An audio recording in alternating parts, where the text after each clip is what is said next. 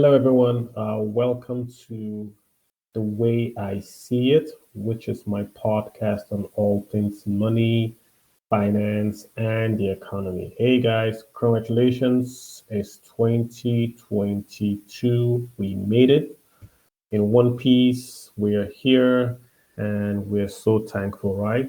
So it's going to be a brand new year. We've got 12 months in this year and we have to make everything count. So we basically got to close out 2021, in a systematic and organized manner, for introspection.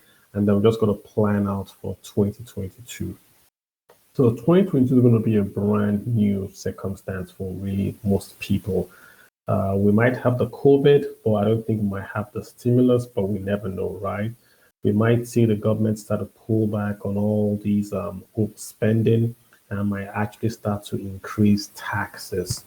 And we might actually see inflation start to go up. So for me, the two big things I'm worried about in 2022 are going to be inflation and taxes. So we've got to plan that in.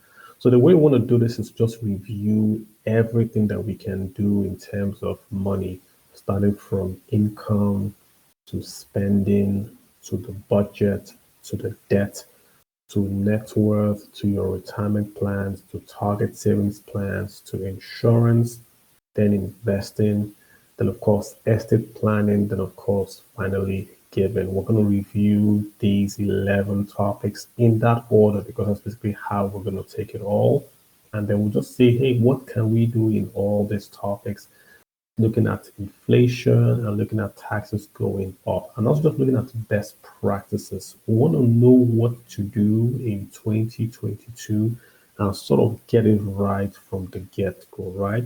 So let's just ask these questions. And again, when I have long topics like this, I always refer you to go get the article and read it, right?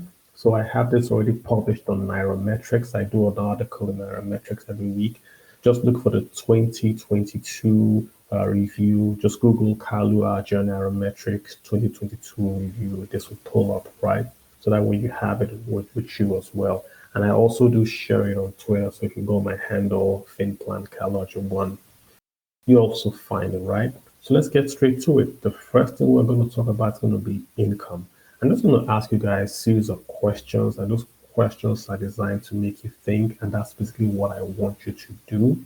So, of course, with income, did you increase your income in 2021? Why did your income go up? Was it on your active income side or was it on your passive income side, right? Remember that the whole goal for us is to make your passive income go up. We want to make sure that you are saving and investing and building up that passive income as you get older, right? Did you have multiple streams of income in 2021? What's the plan in 2022? So we want to basically make sure that you are thinking along those lines of active, passive, and increasing your passive income in 2022. What about spending? That's a second topic. Did your expenses increase in 2021? Almost everyone's expenses changed because we're all at home and they had the COVID. But did you track your expenses at any time? Do you know where your funds went to? What were your three top expenditure items? Do you know them, right? And do you have a plan to reduce them? And how are you going to reduce them, right? So your financial plan starts and ends with your spending patterns and priorities, more like your behavior, right? If we can fix your behavior, we're in a very, very good place of fixing your financial plan. So very important that we are fixing your behavior, and that's going to be fixing how you look at money and how you spend money. Very important for us.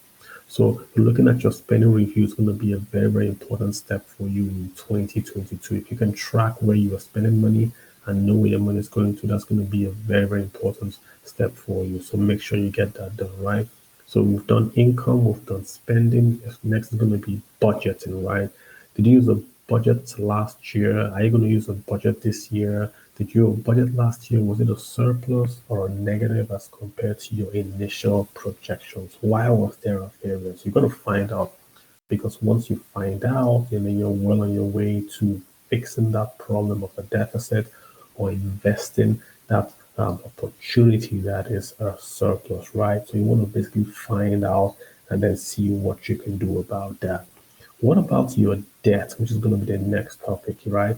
By percentage of income, did your debt go up or go down? So with debt, we don't want to talk about the absolute figures, but we want to also always tie your debt to your income. So did your income go up and did your debt go up, right? Or was your debt go up and your income stay the same? You want to calculate how much of your income is going to debt servicing. Very, very important. And if possible, calculate how much of your income or how much of your debt can be paid off with your passive income. Because that's your ultimate objective, that you want your passive income to basically fund your life. So once your passive income can fund your life, that means you can literally retire. So you want to start to track and see how close you are to that goal of your passive income funding your life. Not just the debt in terms of the gross amount, but the cost of the debt, the annual percentage rate of your debt. Did it go up? Did it come down? You want to try to get it down as much as possible. Yeah. Let's talk about your net worth. Your net worth, of course, being the difference between your assets and your liabilities. If you have more assets, then you have a positive net worth. So was your net worth positive or was it negative, right? Why was it a positive or a negative? Did your asset values go up or did your liabilities come down or was it both of them, right? Can you break your net worth or your asset side into an income generating asset and of course an interest bearing liability? You want to match your income generating asset to your liability generating or your interest bearing liability, so that way if you are borrowing, you're borrowing to invest in an asset that is generating income, so that income pays off that liability. Very, very important, right? We want to see that debt creating assets for you and then that asset paying off the cost of that debt on your behalf. Let's talk about your retirement plan. So remember, a retirement plan, especially in Nigeria, where we have the defined contributory, means that what you have in retirement is a function of what you have contributed plus the investment returns. This means when you retire, you're going to be given a package, which is your contributions plus what those contributions have earned over time via your investment manager, who is the pension fund administrator. So it's very important that right now you are doing calculations to find out how much you're going to need when you retire. And then you're asking yourself, can my retirement savings account meet those needs in terms of the amount? And if it cannot, can you start to do savings, additional voluntary contributions today so you take advantage of those tax-free compounding? You want to make sure that you're doing this on that retirement savings account and not waiting till you're about to retire, because then you've lost those compounding opportunities. That's going to be the key thing for you. First of all, do the analysis and find out how much do you need to do an extra. And if you have to do an extra, I would like you to go ahead and get that done, right? Okay, what about your target savings plan? Do you have one? What's a target savings plan? This is basically when you were trying to save for a specific objective. Say you want to buy a house or you want to save for an educational plan and you're saying you want to take X amount every month or every quarter and put aside. Did you have one, right? How was it? Did it fare with inflation? How will it fare now with inflation? You need to increase it. You need to diversify it away into something else, into another currency maybe. So those are the questions you want to ask yourself in 2022. What currency that you're going to save long term in? Can you think about maybe staking their cryptocurrencies? Can you think about investing in, say, dollars? So you get that diversification and not just holding Naira, right? What about insurance? You know, how you on insurance? Do you have dependents? If you have dependents, then you must have life insurance. Remember, you're not insuring your life, you're insuring the income, the loss of income.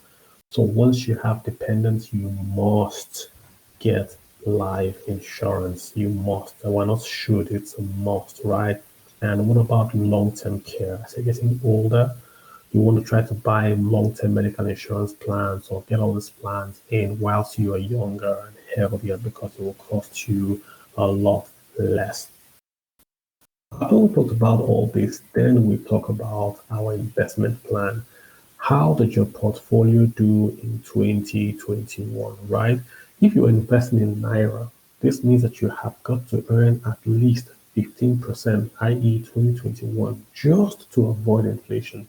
So if you made a return of 20% in Nigeria, in Naira, your real rate of return was just 5% because you have to at least make that 15 just to beat inflation. Well, that's a lot, to make 20% and just make 5. So you want to ask yourself, should you diversify like we've talked about? So that way you can reduce the volatility and then the risk that you might have to take just to meet that 20%. So you want to take a real hard look at your portfolio and talk to a professional and say, how can I still meet or keep pace with inflation in 2022? Then what about your estate plan, right? It's always a good time to review your next of kin information, look at all the benefits at work and ensure that you are accessing them. Organize, protect, and save your documentation in a place that is safe and you can easily get to be online. And also think about writing a will, making sure that your assets are all documented and can be transferred, right? Very, very important. Then, of course, the last thing is going to be how are you giving? Did you give in 2021? Are you going to give in 2022? What are your plans? Are you going to take advantage of tax deductibility? It's always a good thing to give. Don't ever look at giving as not part of a financial plan.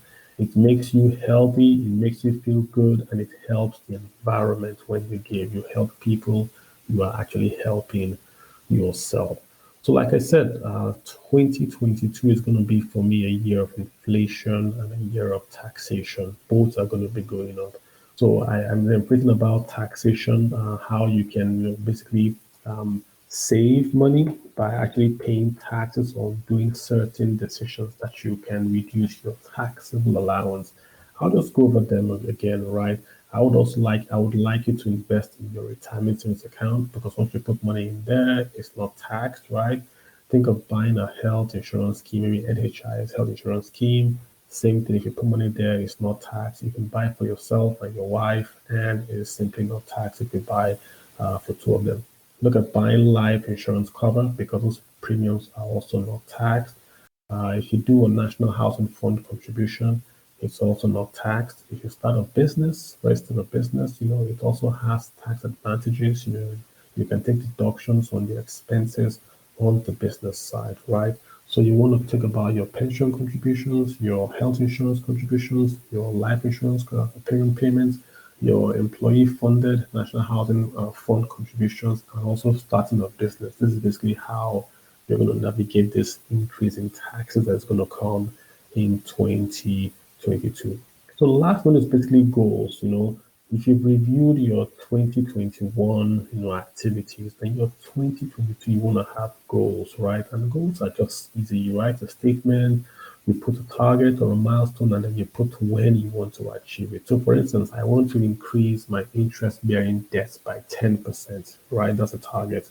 But by Q2 2022, that becomes a goal because you're putting a goal there, you're putting your measurement, and you're putting a date. For instance, I want to build passive income that covers 10% of my discretionary expenses. So that's your target, right?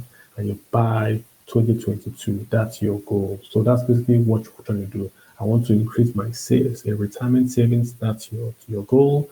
By 10%, that's your target. By Q1 2022, that's your milestone that you're going to track on. So do goals for every item that we have spoken about now. Like we said, I'm just going to run through a quick summary for you. Your income, your spending, your budgeting, your debt, your net worth, your retirement plans, target savings, insurance, investments, estate plans, and giving. So go out and do goals for them and then hold yourself to those goals. Be honest and always change. Remember, our plan is designed so you can change. And when you plan, that's your first step in success. All right, guys, we're going to stop here. Keep following on Twitter, FinPlanCalo@one. And I love you guys. Stay safe and enjoy and have a happy and merry new year. Thank you.